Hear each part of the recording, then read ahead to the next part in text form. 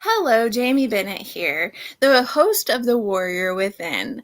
I wanted to take a moment to talk about The Warrior Within's new sponsor. I'm very excited to be partnering up with an amazing sponsor and a very multi-talented musician by the name of Diane Cole.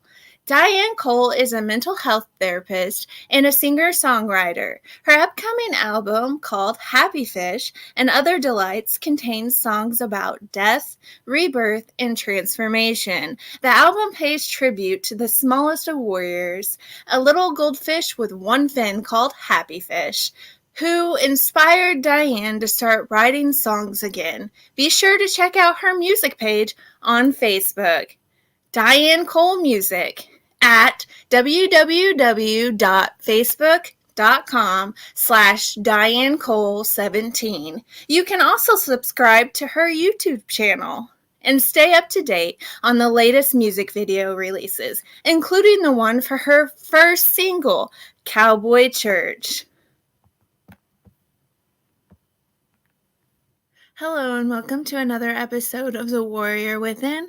I'm your host, Jaime Bennett. I wanted to talk about something very important on this episode of The Warrior Within.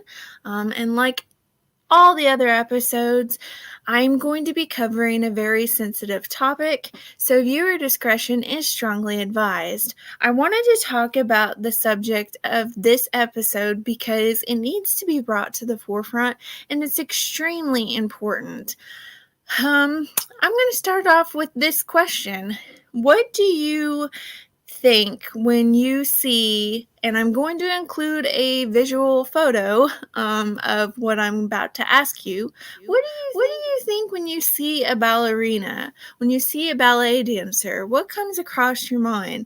Elegance, perfection, very poignant, beauty, grace? That's not all there is to becoming a ballerina. There are very dark sides to becoming a ballerina. And a lot of times they put a lot of strain on their body. They put their body through a lot of difficult situations. And not only that, you have to think of the mental stresses that's put upon these dancers. You have to think about eating disorders, and you have to think about other dark things that are going on behind the scenes of ballet. We don't always see the things that are going on behind ballet. Like, we just, get to see a ballet production and we think in our mind, oh, that is so beautiful. And sometimes, little girls, when they're growing up, they see ballerinas and they think, that's what I want to be when I grow up, because they don't realize all of the work it takes to become a ballerina. They don't realize all of the stress that ballerinas place upon their body. I'm going to be talking about some of the statistics behind ballet, like the darker side of ballet, and I'm going to be talking about the stresses as well as eating disorders and other things surrounding the world of dance. So let's get started with dark secrets of ballet. And I'm going to be looking at some web pages to help me explain some of this because I'm not a dancer. I've never been a ballet dancer. I can honestly tell you that I did attend a dance class when I was at the university level, and we studied a brief segment of ballet. And in just that brief segment of ballet, it was extremely difficult. So I have nothing but respect for dancers, and I have nothing but respect for ballet dancers. This, what I'm about to read you, comes from grunge.com, and it's grunge.com/81048/dark-secrets-of-ballet-revealed. And this is an article that took place March 25th of 2022. That's when it was last edited and updated. And it's an article by Naomi Arellano Summer. Hopefully I pronounced that name right. I don't want to butcher somebody's name. I'm terrible at pronouncing names. I really need to practice with that. But here goes. Ballet is a very beautiful art form, and it is tremendously painstaking. It is a very painstaking form of artwork. You know, they say people suffer for art. It is very, very true in the world of ballet. The goal is for everything to look effortless, as though it didn't cost the dancer anything at all, even though it is, of course, ridiculous. Many aspects of the dance are physical. Every jump, every turn, every bend that goes wrong could also break something in the dancer's body. Not to mention, it could spoil the image of a strong dancer, acting out a story that is beyond themselves. So yes, you know, dancers, especially ballerina dancers, are perfectionists. I'm an artist. Like I said, I've never been a dancer, but you know, I can kind of compare a little bit here, at least a thought process. Ballet dancers are obsessed with being perfect, and they get this way because of the tremendous strain that their instructors place upon them. And a lot of these dancers start at a very, very young age. They start of like the age of 4 or 5. Can you imagine that? Like, you're just a kid, you're just learning about things in life, and you have this dance instructor telling you, you did this wrong, you did this wrong, you did this wrong. I don't think that I could have handled any pressure when I was like 4 or 5. I can't imagine, you know, the dancers who started when they were 4 or 5 going through this, and you know, the strain that it put on their mentality, the strain that it put on their bodies. They didn't really get to be a kid, and I I don't think that I could have gone through that, and I don't think that I would have wanted to go through that. I think the first time that an instructor yelled at me and said I did something wrong, I would want to quit, cry, and go home. Yeah, like ballerinas go through a lot for their art form, and I have nothing but respect for dancers. I have nothing but respect for ballet dancers. And there is a difference between a ballerina and a prima ballerina. A ballerina is normally one who dances the chorus line, like, you know, the back, kind of like a backup dancers in a band, you know, behind a musician.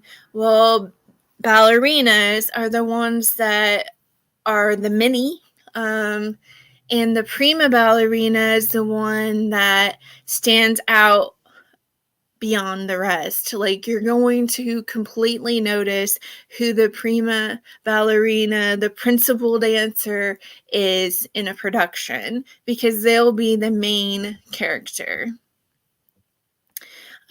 Like I said, ballerinas they suffer for their art form, and they have to go through a lot of stresses. They put a lot of stress on their body. They put a lot of stress on their mentality because they want to strive for perfection. Everything has to be perfect in their world. Their body has to be perfect. Their dance steps, dance numbers have to be perfect. Their turnout has to be perfect. Their feet have to be perfect. Everything has to be perfectly aligned.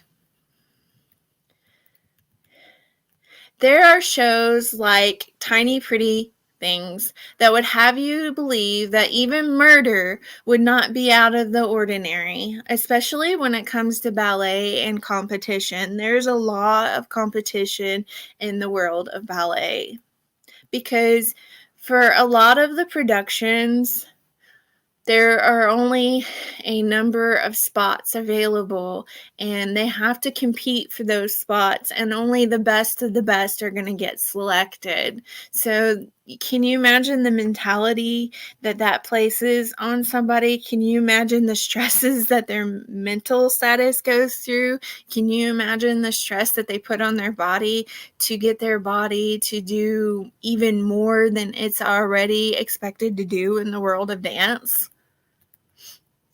Dancers are put through their paces every time they step onto the floor. Dance is hours and weeks and years of hard work. And the life of a ballerina definitely has its downsides, like I had told you earlier. They have to keep their body at a certain size. They have to, have a lot of strength, and they have to complete their dance numbers perfectly. Like I said, there is a limited number of spots. So because there's a limited number of spots and they compete for those spots, injuries are extremely common in the dance world because dance is a full-time career.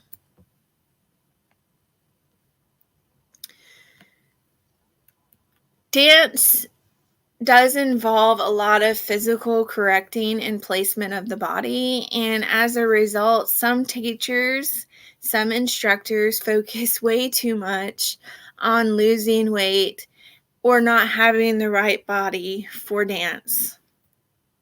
Like I said earlier, a lot of dancers end up becoming anorexic, or they end up having body image issues, including body dysmorphia, because they're putting so much pressure on their bodies to be perfect.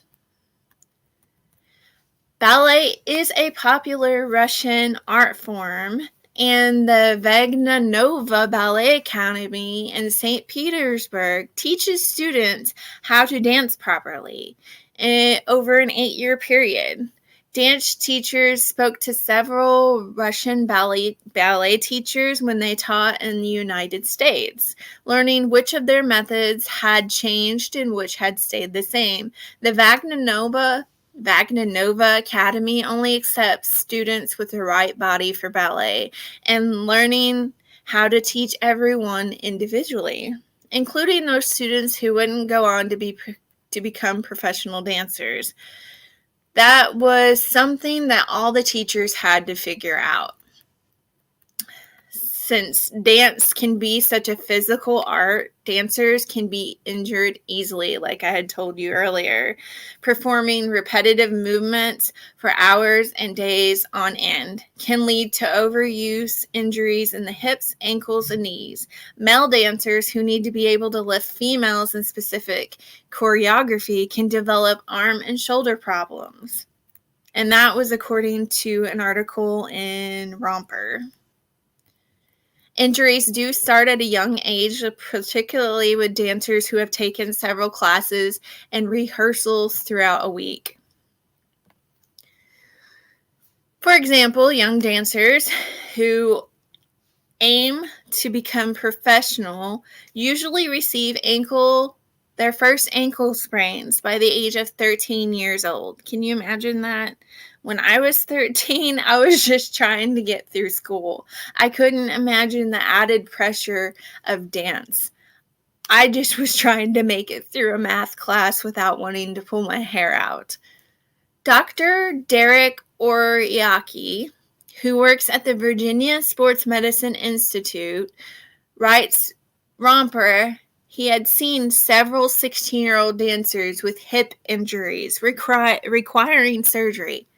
That's insane. Can you imagine that, being 16 years old, barely a teenager, barely starting your life, and having to have hip surgery? That's very, very scary. And it turned out that most of the important aspects of dance, and as a result, the hip impingement It is the most common since it develops in part due to the difference dancers have in external and internal rotation. And that was according to NeuroTour. Plus, a lot of these dancers, like, people don't really think about it, but a lot of these dancers do perform like 8 shows a week. I know when I was like in drama club or when I did musicals that we had to do dance numbers in, we did like maybe 4 or 5 shows when I was in grade school. And I wasn't a professional dancer, but that was very tiring. I can't imagine doing 8 shows a week. Irritations sometimes are not noticed until they start hurting.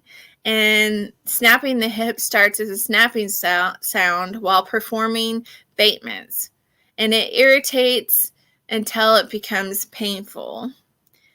Dancers partly cause their own problems by dancing through their injuries. Like I said earlier, it's a very competitive sport, and if an injury knocks them out of being able to live their dream or get their dream role, like in a dance number or a dance performance, a lot of times they pretend that they don't have an injury and they keep dancing through the injury, and that makes it even worse. It makes it harder on them, and in turn, it causes more problems. Like, what could have been fixed with rest became more serious and may turn into having to have surgery. It may turn into not being able to dance ever again. It's a really scary situation, and a lot of times, like I said, dancers feel the need to pretend that they're not injured so that they can,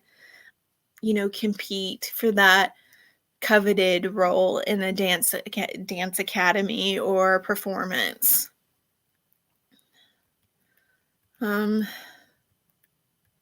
Several dancers do end up dropping out of classes because it does get to be a bit too much, with the instructors coming down on them, always having to be perfect. They have schoolwork on top of this because a lot of them are young teenagers, and they have their parents coming down on them for not only making sure that they get A's in school, but also making sure that they are perfect at dance. And like I said, I can't imagine having more pressures placed on you other than just merely trying to make it through your teen years. Like, being a teenager is confusing enough, but adding dance on top of that would make it 100 times more worse. And a lot of teenagers, they go through their awkward years. Like, some of them are socially awkward. And I realize that, sometimes like dancing or sometimes being in art, kind of helps some of those teenagers that do go through awkward phases and aren't very social. Nearly all dancers develop some form of dysfunctional eating. Even if it is not full-blown eating disorder, weight gain and loss can trigger the need to be perfect. It's woven into the fabric of dance, writes Point Magazine. Ballet is such a specific art that dancers become self-disciplined to compensate for what they perceive to be their own failures. And that eventually leads to the mindset of being perfect. And that can become an obsession. When combined with an eating disorder or just disordered eating, the consequences can be disastrous.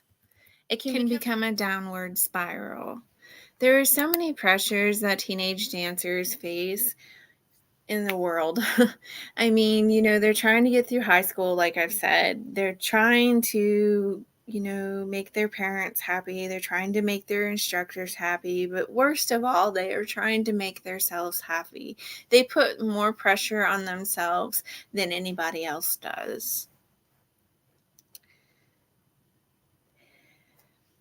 According to an article in Behind the Curtain, The Body Control in Ballet by Paula T. Kelso. Paula T. Kelso. The problem with anorexia in dance is that the culture and social media changes show the ideal woman being super skinny or a skeletal person. That changes the perception of how people should look changes. In the 1930s, as well as the 1940s, ballerinas were considered thin, but looking back, they were still healthy looking. They had an average body size. In the 1950s, Marilyn Monroe. I was going to talk about Marilyn Monroe because when I think of a healthy body shape, when I think of a healthy body size, I think of Marilyn Monroe. And you might ask why I think of her. It's because, did you know at one point in her career in the 1950s, she was a size 16? A size 16. That would be considered huge nowadays. Huge. But I would consider that to be a healthy size. And I really hope that society gets back to the point of viewing women who are bigger as just as beautiful as the women who are smaller. It goes back to that whole beauty comes in all shapes and sizes. And I'm going to keep saying that because I really, really, really hope that society can normalize that becomes something normal. And then teenagers and young girls won't feel the needed, the added pressure of looking like a model in a magazine. They won't feel the added pressure of being super, super thin. Healthy. I think that, as long as you eat healthy and you treat your body right, then that should be good. But Marilyn Monroe, a lot of people don't realize that she was a heavier person. A lot of people consider a size 2 to be beautiful. And celebrities become thinner and thinner and thinner. And the average woman is heavier today. This makes an even larger difference between the real and ideal. A lot of times in magazines, I've talked about this before on my show, but a lot of times in magazines, do you know that they airbrush the photos? What you're seeing in the magazines has been airbrushed. It has been fixed. It has gotten rid of all the blemishes, and sometimes they take a few pounds off of the model. So you don't know what the person who's posing in the magazines actually looks like because they have fixed the pictures. The perception of beauty can lead to a lot of pressure that ballet dancers put upon themselves. And like I said, they put more pressure upon themselves than outside pressure. And it can quickly escalate into an eating disorder, like I had said earlier. Weight is a very hard topic because girls who weren't the thinnest and weren't put on top,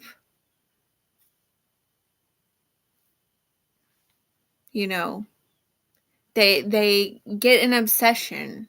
They get an obsession with it, and they think, what can I do more?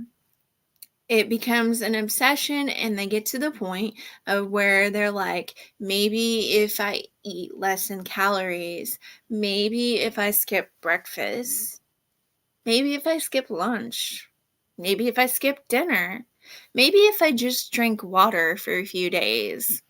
It's a very, very scary situation, and I imagine a lot of them get hospitalized. A lot of times they do battle with self-image issues, and like I said, a lot of them have body dysmorphia issues.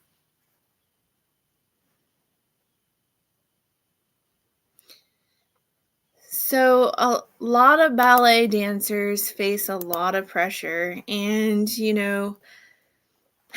it's not just a dancer looking absolutely gorgeous in a pink tutu. It's not it's not a guy looking thin and masculine.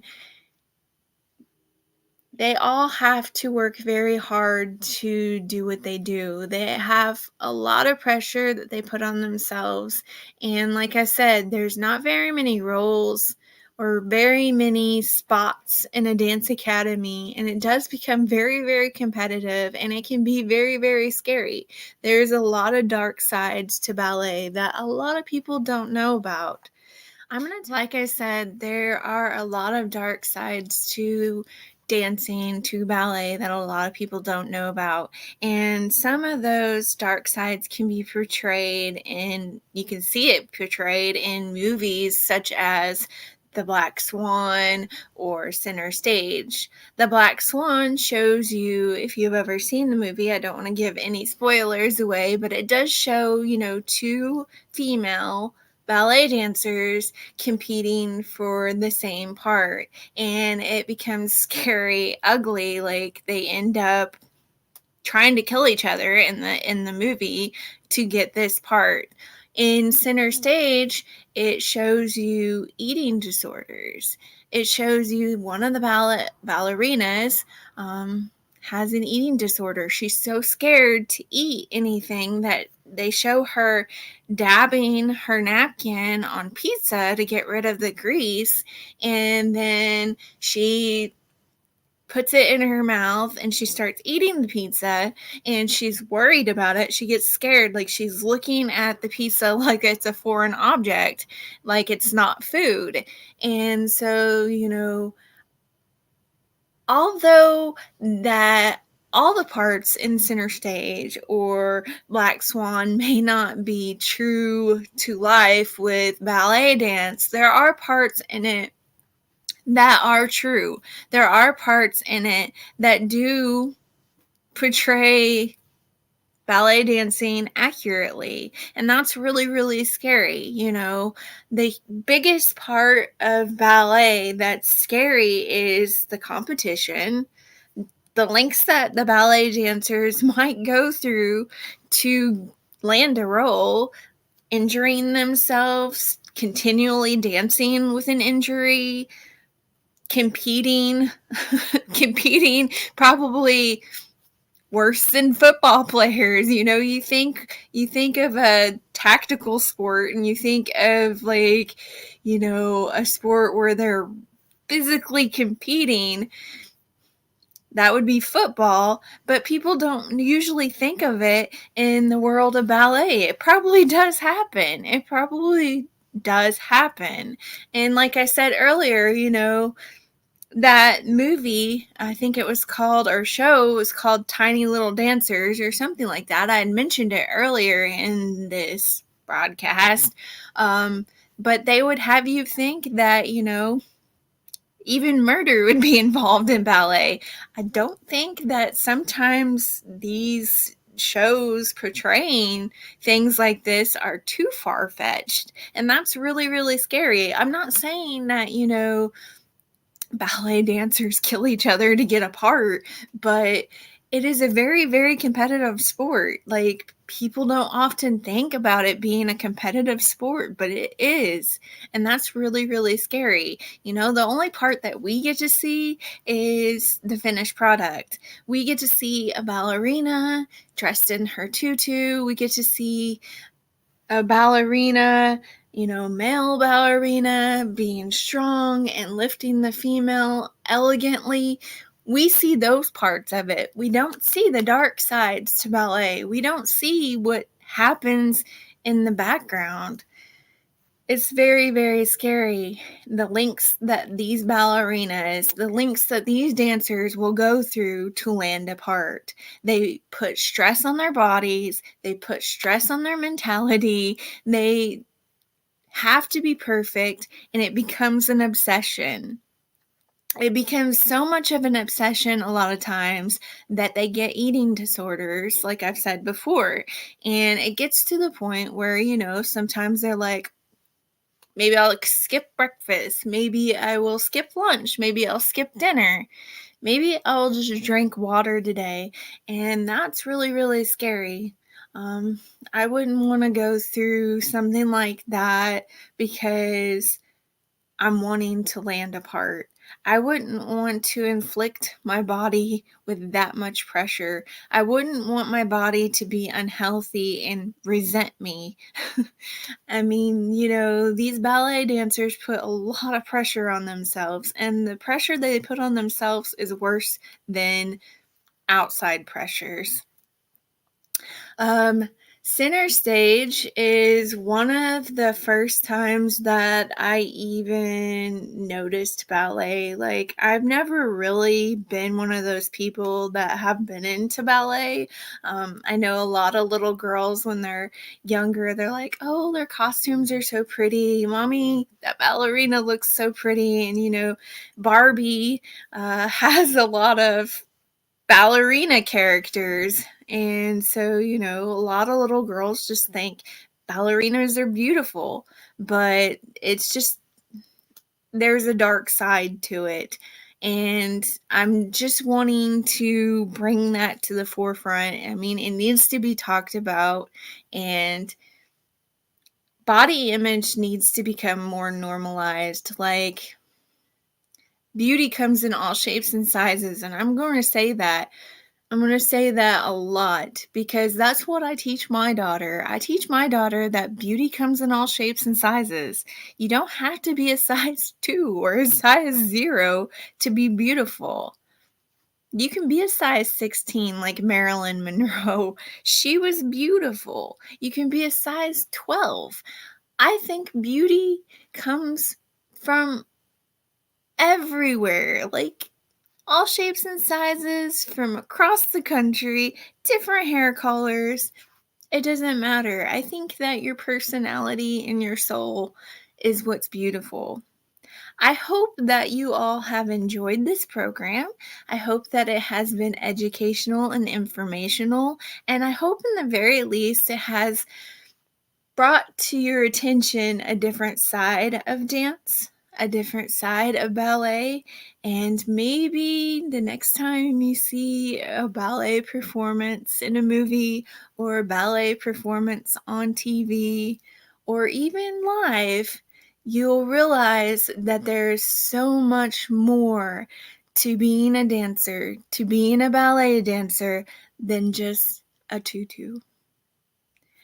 I hope that you guys enjoyed this program, and I hope that you will stay tuned next time, and stay tuned to after the program for a special message. As always, love, hugs, and blessings. We're going to start highlighting special causes in each episode of The Warrior Within. That is very, very important because people need to realize that there are resources available for any situation that they may be facing and need help with. This week's highlighted special cause is going to be the 988 Suicide and Crisis Lifeline. If you or someone you know is struggling or in crisis, help is available. Please call or text 988 or chat at 988lifeline.org. Again, call or text 988 or chat at 988lifeline.org. Please do not hesitate to receive help.